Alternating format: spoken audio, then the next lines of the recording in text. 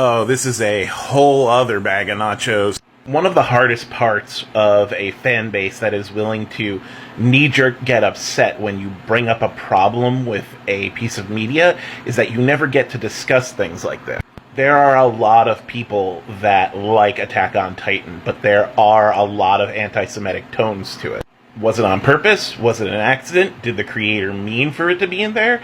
These are discussions that we need to have, but we don't get to have them if, as soon as we start talking about it, the people who like Attack on Titan get angry. That cuts off the discussion only to people who didn't like Attack on Titan, and that's actually a problem. Because one of the most important things when it comes to analyzing media is to get as many different perspectives as possible. The perspectives aren't always useful or valid or right, but you still want to get them. Someone who has intensely watched Attack on Titan over and over and over again is going to notice things that people who only watched it once and bounced off it because of a problematic aspect probably wouldn't.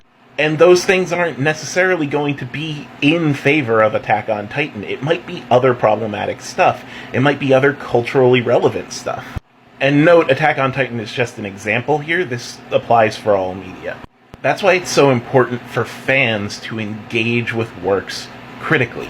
Not because it means that they will then eventually not like them or give them up, but because you need to be able to see a work as its whole.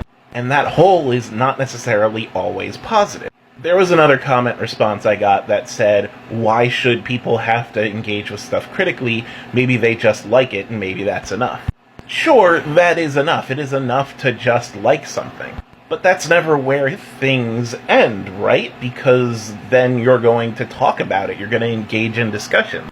And if, say, you were someone who just liked Attack on Titan, and someone brought up the anti-Semitic parts about it, then things that you say in defense of Attack on Titan can have real cultural weight and can honestly hurt someone.